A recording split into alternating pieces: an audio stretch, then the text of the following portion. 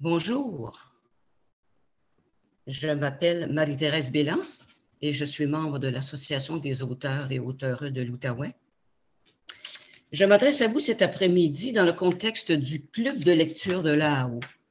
Nous devions nous rencontrer le samedi 13 novembre pour discuter du roman intitulé « Pour le temps qu'il nous reste » de notre collègue auteur Sandra Lemire-Wolf. Pour des raisons techniques d'abord et ensuite de disponibilité des lecteurs, nous n'avons pas pu tenir cette discussion telle que prévue.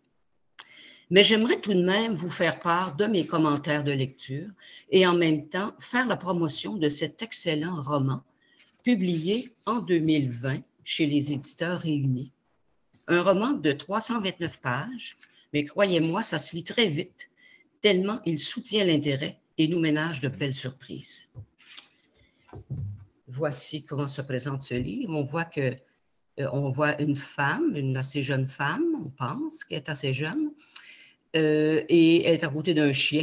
Bon, ça représente assez bien. Quand vous aurez lu, vous comprendrez. En quatrième de couverture, on apprend que Sandra Lemire-Wolf est journaliste de formation et qu'elle se consacre désormais entièrement à l'écriture de fiction. Alors, ça nous dit quelque chose, ça, hein? Nous qui sommes des auteurs, même si on aime beaucoup écrire, on souhaite vendre, on sait très bien que dans la plupart des cas, nous ne vivrons pas de notre plume. Elle, c'est une décision qu'elle a prise à ce moment-ci. Ça signifiait, j'imagine, qu'elle devait être stratégique, choisir un sujet qui allait plaire. Alors, le choix de son sujet, eh bien, il n'y a pas de sujet plus universel que celui-là. La vie et son pendant inéluctable qui est la fin de la vie. Maintenant, on peut se poser la question, comment traiter de ce sujet sans que ça soit trop triste ou trop lourd? Et croyez-moi, elle y arrive. Comment? Eh bien, sa façon de traiter son sujet nous engage à lire ce livre. Et ce n'est pas parce que je vous donne quelques détails sur le livre que je suis un divulgacheuse cet après-midi, pas du tout, parce que c'est la façon dont elle traite le livre qui est vraiment le sujet d'intérêt. Disons que le récit se présente d'abord, c'est un roman quand même assez international. L'héroïne s'appelle Claire Verrier, une jeune femme de 35 ans. Elle vit à Londres. Elle est architecte. Elle vit à Londres, mais elle est française d'origine. Et quand ses parents se sont séparés, elle est allée vivre avec sa mère, qui était originaire de la Nouvelle-Angleterre, donc une Américaine. Quand ça a été le temps des études universitaires, elle s'est rendue à Québec. Elle a fait son architecture à l'Université Laval. Et quand l'occasion s'est présentée de faire un stage à Londres, elle a sauté sur l'occasion. Elle avait le goût justement d'être ailleurs. Et elle est allée de petit boulot en petit boulot après, jusqu'à ce que se présente à elle un poste quand même assez intéressant en architecture. Une assez petite boîte quand même, rien de trop prestigieux, mais une maison d'architecture qui s'occupait de la ville de Londres.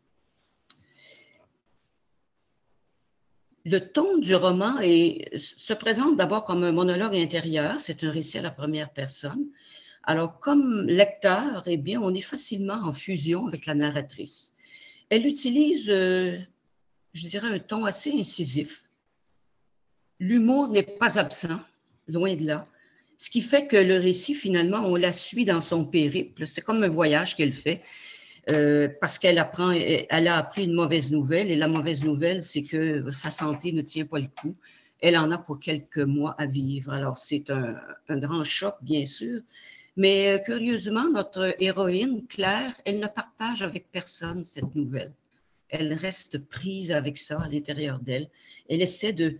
En fait, c'est un peu un personnage. Si on fait un portrait rapide de son personnage, c'est une personne qui est portée sur le déni, sur la fuite, hein, l'évasion. C'est pas une personne qui a beaucoup de volonté. C'est une fille assez gâtée par son père, qui est quand même très à l'aise financièrement. Et elle n'a jamais fait beaucoup d'efforts non plus pour réussir. Alors là, elle se trouve devant une situation où elle n'a vraiment pas le choix. Elle ne peut qu'avancer. Et on peut dire que l'auteur réussit quand même à créer un personnage qui est plausible. Il y a de la cohérence dans les descriptions des points, surtout du point de vue de l'architecture, de la décoration. On sent bien que ce personnage est une architecte. Elle aime le domaine des arts, elle est cultivée. Et on voit que l'auteur a fait ses devoirs, puis elle donne de la crédibilité à ce personnage. Maintenant, comment se présentent les différentes étapes? Elle va parcourir des lieux. Je vous parlais de roman international, on va quand même à certains endroits. Alors, les différentes étapes qu'elle parcourt sont, d'abord, elle est toujours à Londres. C'est une fille qui, je pense, ne s'est jamais trouvée bien jolie. Elle ne s'est jamais vraiment mise en valeur dans son apparence. Et puis là, elle a décidé qu'elle s'occupait de son apparence. Ça commence par les cheveux et puis là, elle va dans les grands magasins et tout ça. Donc, elle se transforme physiquement, elle se rend à son lieu de travail et elle leur annonce qu'elle quitte son boulot et qu'elle a trouvé un poste à New York, dans une firme qui est très prestigieuse. Bref, elle joue un personnage, enfin. Elle ne se confie pas, elle fuit, elle joue un personnage. Elle décide de quitter Londres. Elle loue une voiture sport, elle se rend à Liverpool. Justement, les descriptions d'architecture, de décoration, vous allez voir, ce dont je parlais précédemment, on le constate. Et là, on est au mois de novembre. Vous savez, en Grande-Bretagne, au mois de novembre, il ne fait pas bien chaud.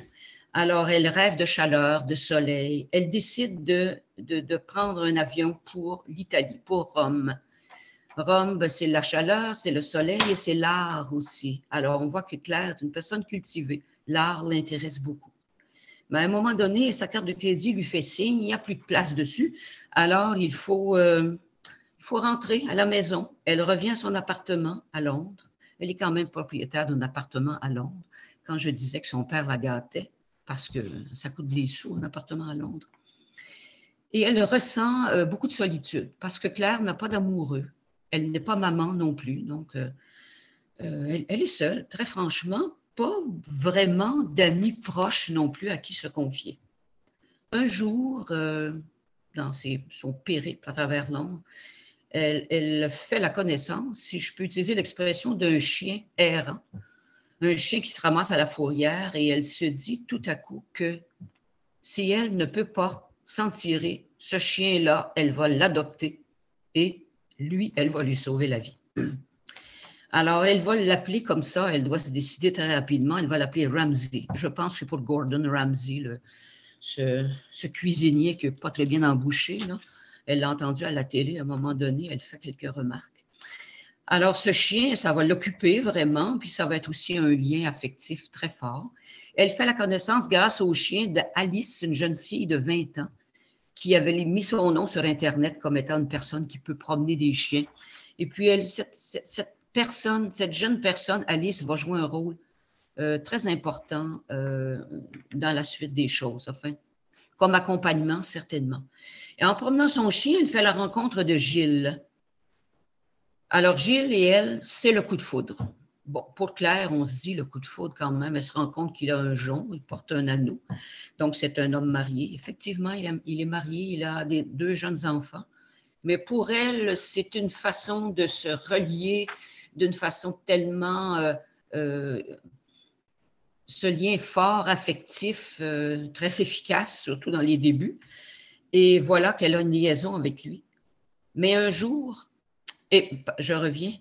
Elle a dit à Gilles, je devrais partir en voyage. Elle ne lui dit pas qu'elle est malade. Elle dit qu'elle doit partir bientôt et qu'elle n'a pas le choix. C'est tout ce qu'il sait. Un jour, c'est la femme de Gilles qui se présente. Alors là, nous avons droit à une scène caustique, assez, elle n'est pas savoureuse parce qu'elle est très dure pour Claire, mais enfin, les choses sont claires, sans jouer avec les mots.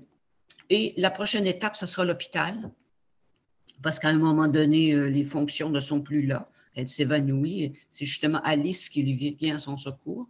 Et le dernier lieu que nous allons visiter avec elle, c'est un manoir dans le Dorset qui est transformé en, on pourrait dire entre guillemets, en sa dernière demeure. Mais il y a une petite chose que j'ai oublié de vous dire. Quand ils étaient en Italie, un jour, Elle mangeait avec des amis, elle a rencontré des gens fort sympathiques là-bas et quelqu'un parle d'un certain Paul Verrier, un grand chef cuisinier. Elle ne dit rien, mais c'est de son père qu'il s'agit. Son père qui est son grand amour, finalement.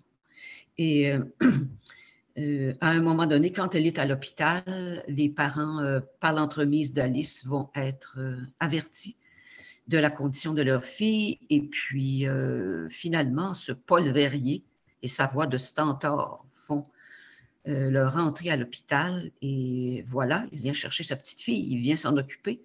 Et pour cette raison-là, vous allez voir, vous n'avez rien à craindre pour la fin du roman.